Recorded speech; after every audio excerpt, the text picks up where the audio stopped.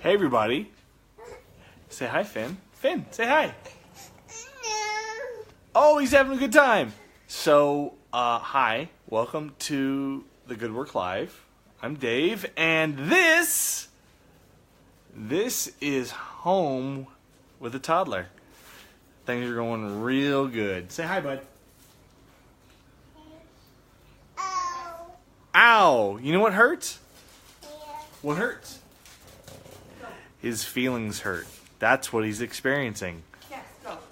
So, anyways, that's Katie. Katie's talking to the dogs, and we are checking things out. And sorry if it's a little foggy tonight. That's me not, I guess, clearing out my phone. Let me try this. Woo! How's that? Is that good? That's a little bit better. Fun. Wait a second. Mom's taking out the trash. Anyways, I want to let you guys know that we closed out our kindness project for Naomi, thanks to a friend of the Good Work community, Ashley Burnett. We were able to raise enough money to get her 4 mattresses, a car seat, a few other things. A lot of you have just donated to the project, different clothes, bedding. You killed it. You did amazing, and I'm super grateful. Say thank you. Thank you. Yeah. So we're super grateful for that. So thank you for just being generous and kind and amazing in a really general sense. I am always humbled by how generous you have continued to be in the different things that we have tried to do. So, thank you for that. Finn is checking out my headphones. Those are my headphones. What do you do with those? Where do you put those? Okay. Yeah, you put them in your ears. Yeah, you put them in your ears. So anyways, I thought tonight I would mix it up a little bit. Stay with me. Hang out with Dad. No? You don't want to hang out? That's, oh my gosh, those of you who are parents totally get this moment, don't you? Okay. So, anyways, I'm going to head to my office and I'm going to show you some stuff. But on the way, I want to let you know that, I thought I'd do something different tonight. And, oh, you're going to come with me now? Yeah? Okay. Come on, let's go. I'm not even in charge anymore. I'm just kind of here for the ride. Oh, lights. All right. Come on, come here. And he left. Neat. So, where was I? Being a dad is the best, but also I have no idea what I'm doing, and those of you who are dads know that, and everything else. Okay, cool. So, I wanted to throw a couple things out tonight. A few things that I thought might be cool to share. So, I can't play bat, but I can't believe he wants to play balloon right now. We're not gonna play balloon. Say bye-bye. We're going to go in the Say hi. Say hi, Katie. Hey, hi. No. Okay.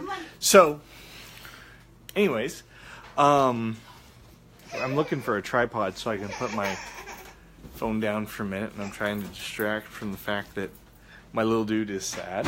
Oh,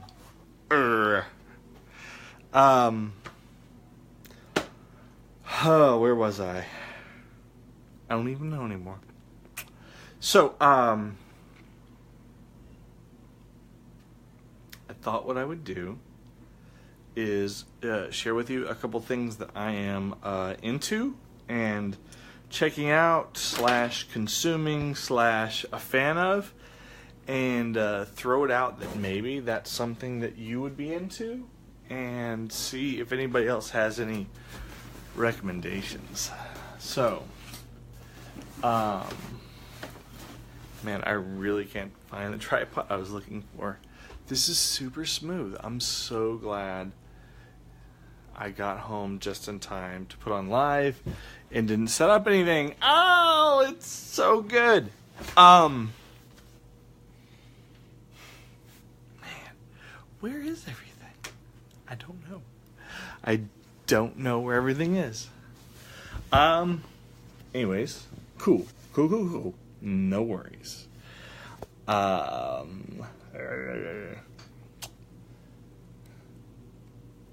is this tripod? This is absolutely the sloppiest thing I've done in a long time. So, back to what I was getting at. Where was I?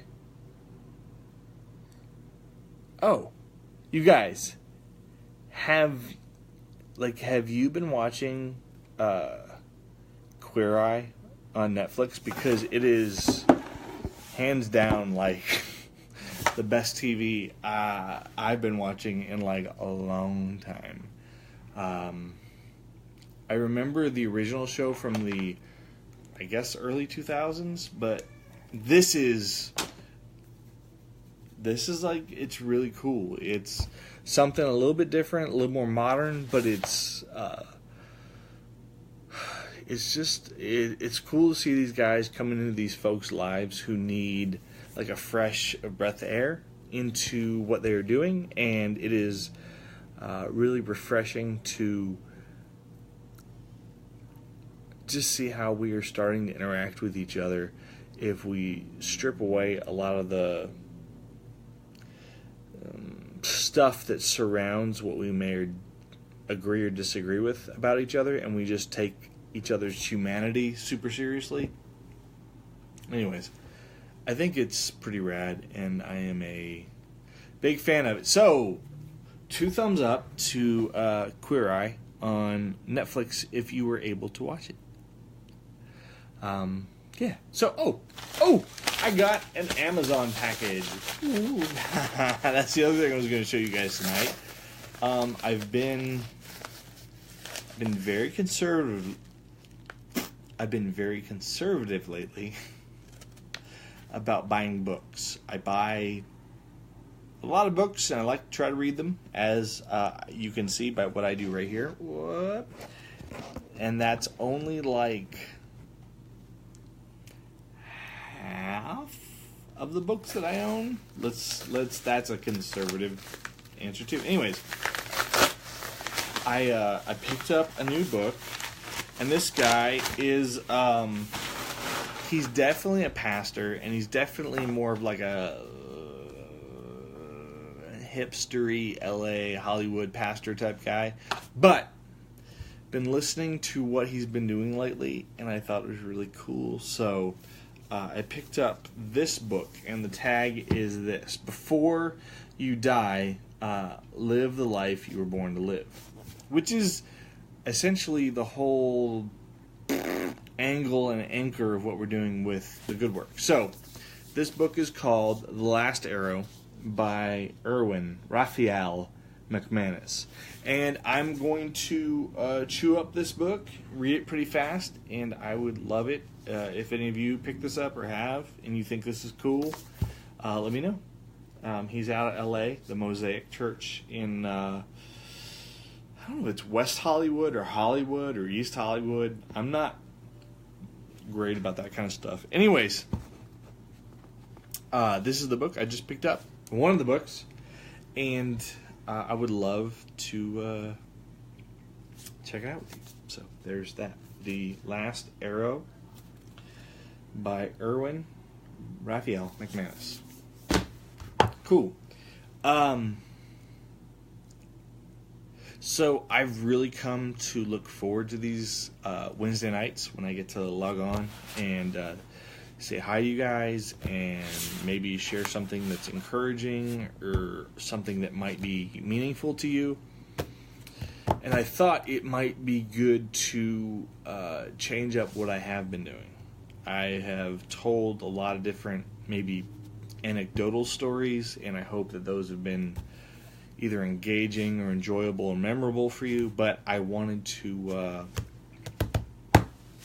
do something different. So, on the thematic of books, I want to let you know that I was in Denver earlier this year at a conference for folks who do the same kind of things that I do professionally, helping people with their personal journeys, their spiritual journeys, that kind of thing.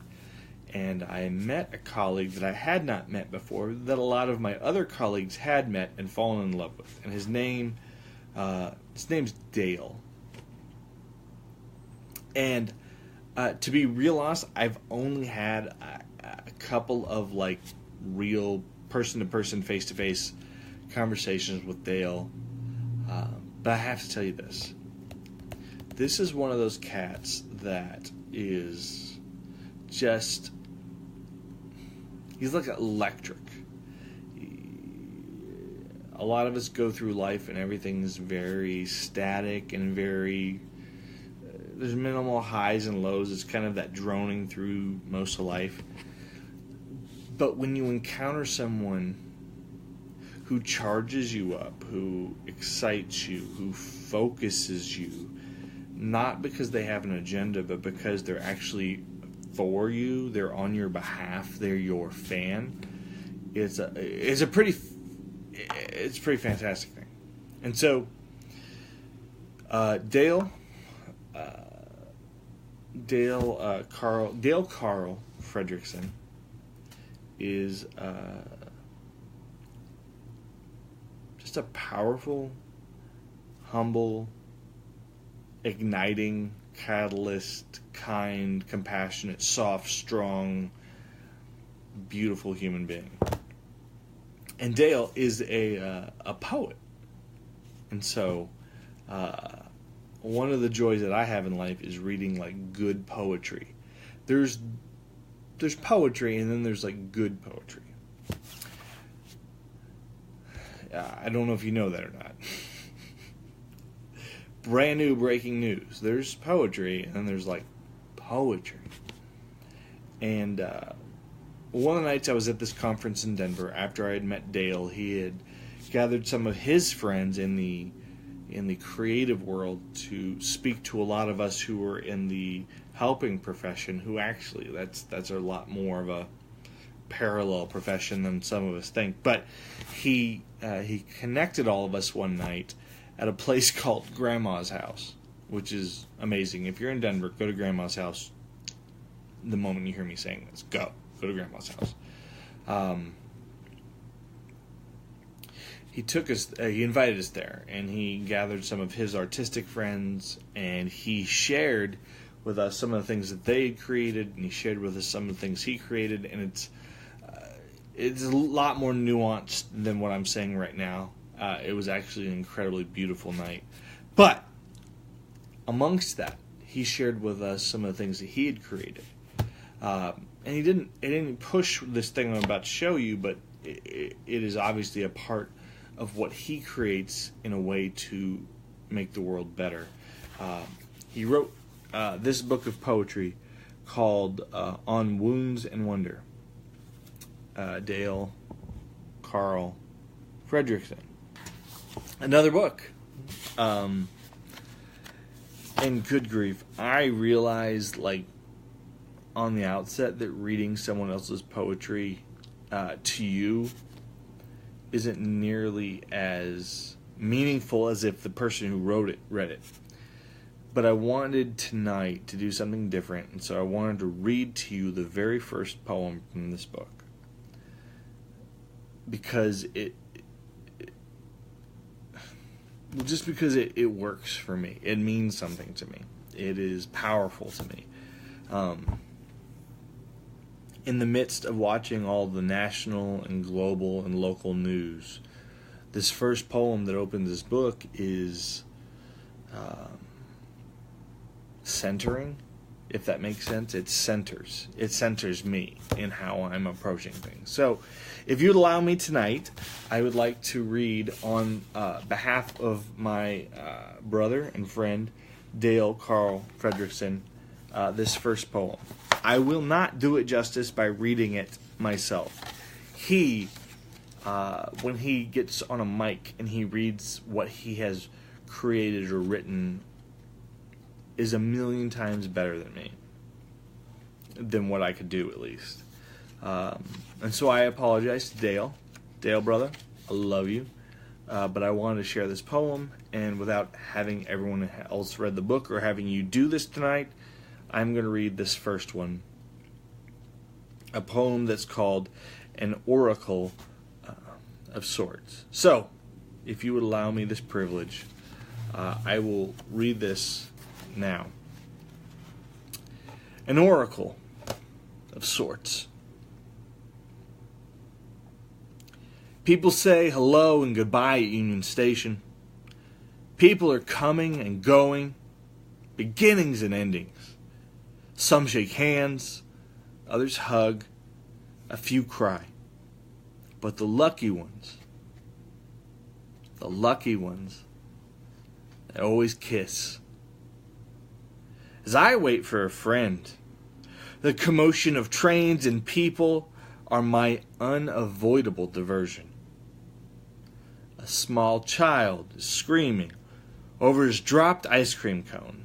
On his cheeks, a new flavor of chocolate and tears.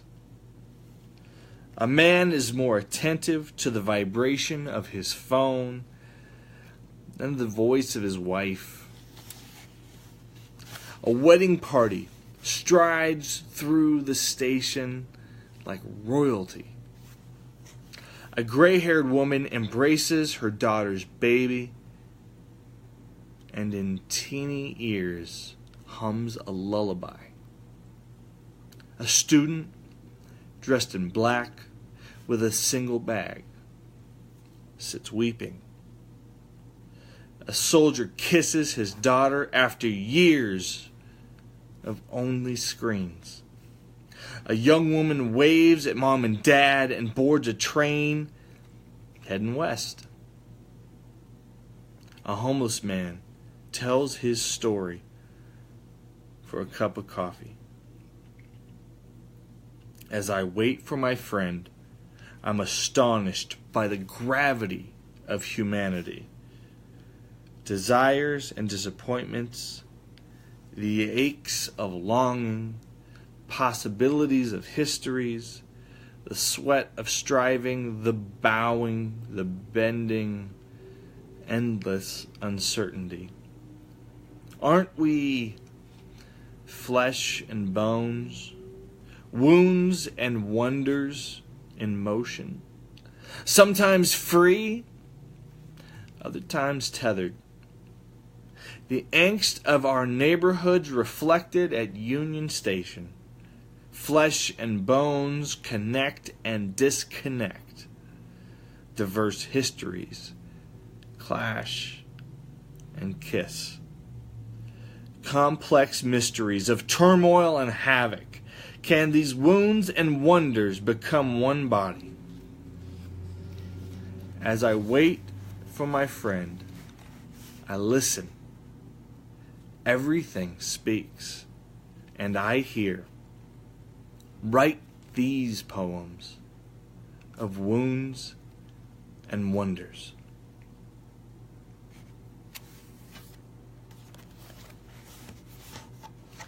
I used to joke with friends, with my wife, that one of my favorite places to go was the airport.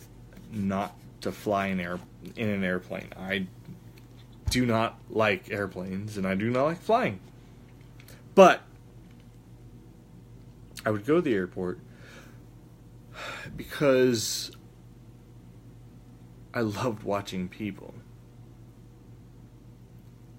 And not in a mocking, strange, weird sense, but in the sense of like an airplane, at an airport, getting ready to get on an airplane, a lot of things are stripped away from you. There are a lot of pretenses. You know what you're going to wear and you're going to ride in a plane, and most people dress for comfort, some for business, and some for anxiety like me. Watching people, like this poem tells, genuinely watching people, I have found for me that it's impossible not to grow in empathy.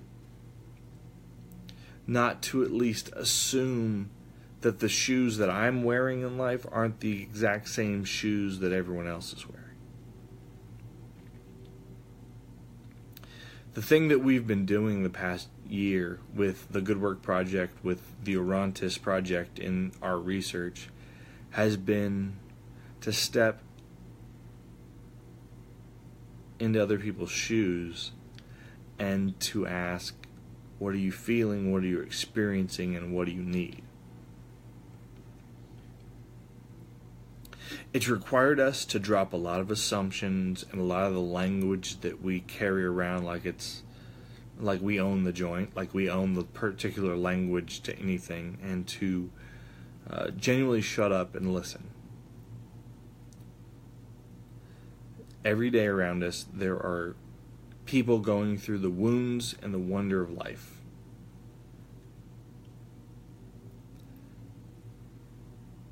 People having life born in their midst. People having life taken from them in their midst. People settling down. People being uprooted. Jobs gained and lost. Finances cemented. Finances in upheaval. You know what all of this is like. Every bit.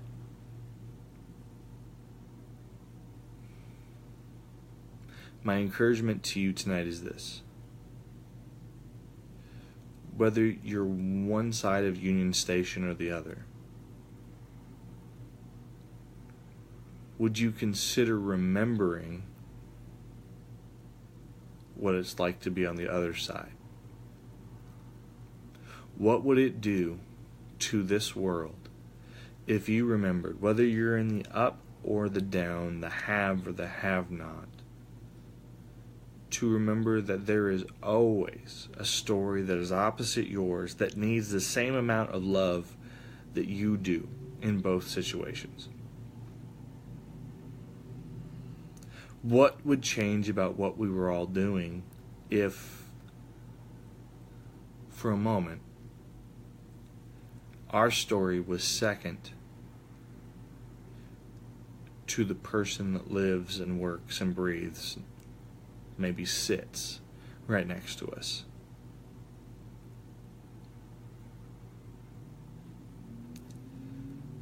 Wounds and wonders all around, right?